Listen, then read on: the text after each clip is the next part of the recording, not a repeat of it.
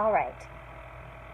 The last bit of the outline that you've got there, particularly what you're interested in, is that term birth of a nation. And you've got an article that explains it on the lecture module. It's a brief article, it won't take you long to read. And you've got the film. I show you 6 minutes of the film that I show in class. So let me set that up for you. First, before I get to that term though, there's a few more things in the outline I need to set up for you, and that's just how Reconstruction ends. So after Johnson, Grant becomes president. Grant, remember, he helped us win the Civil War. His presidency is full of like scandals, and there's like political scandals, financial scandals. Most people think Grant didn't have anything to do with it, but Americans are easily distracted. So people kind of stop paying attention to what's going on in the South and get interested in all of Grant's political scandals. And then 1873, a huge economic panic happens. Huge collapse. Banks close, people lose their jobs. Now no one's paying attention to what's going on in the South because they're busy trying to make sure they can feed their own family. It's in this context that the election of 1876 happens. So Hayes runs with the Republican Party and Tilden runs with the Democratic Party. This election is pretty much very similar to the one we'll see in 2000. What happens in the election of 1876 is Tilden, Democrat, gets the popular vote, but the Electoral College vote is in dispute in a few states, one of which is Florida.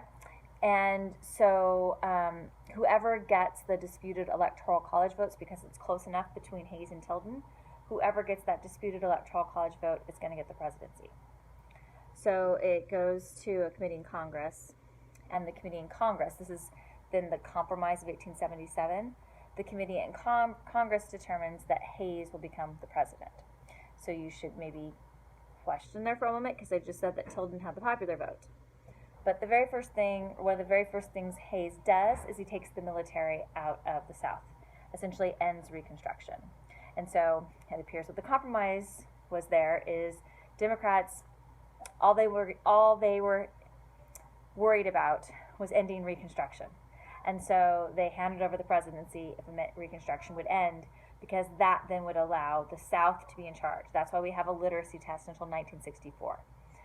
This Democratic Party is very different than the Democrat Party we're going to see later. It's going to start to switch when we get to the 1930s.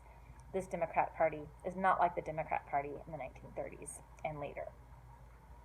Okay, I do have there on your outline a letter from a former slave, and some people suggest maybe this letter is not from an actual individual. I would say it doesn't matter, because it's written in the time and it reflects the thought of the time.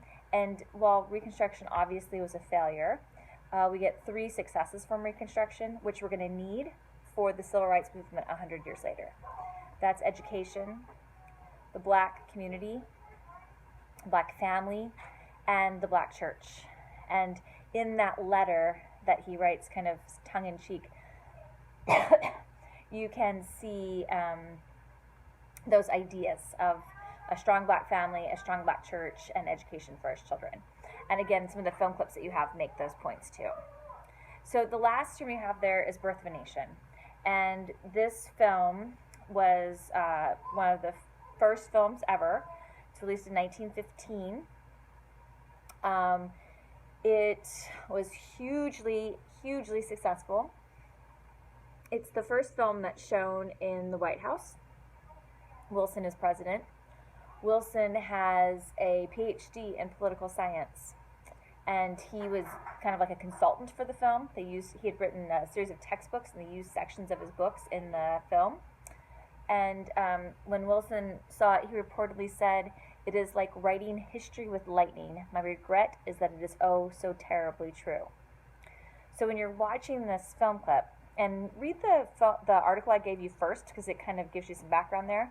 When you're watching this film clip, think about that comment by Wilson, right? Film's a new medium, so people see this. They think this is real. I mean, they understand it's a film, but they think this is an actual telling of how things happen in Reconstruction. And then you have your president, who has a PhD, telling you it's like writing history with lightning. My regret is that it is oh so terribly true. So this becomes the version of Reconstruction that people believe. And again, you'll see in this film, blacks are portrayed as out of control, uncivilized, in horribly racist ways. The other thing to point out to you, it's kind of hard to see in this film, but none of the primary characters are people of color. The primary characters are white people in blackface, which further contributes to the ways in which this is racist propaganda. And you can see that there's a historical facsimile. It's supposed to be a historical retelling of an actual event, and it's completely not true. But right after that, there's a scene where two people are talking in the street. It's a couple of women and a man. That man is supposed to be a white person in blackface. And then that's why that other white man is so upset, because like a black man could speak to a white woman in public and like he is her equal. And then you see there how he gets apparently the idea to create the KKK. And in the film, the KKK is portrayed as the savior of the South. All right, if you have any questions, you can put those in the discussion module. Take care.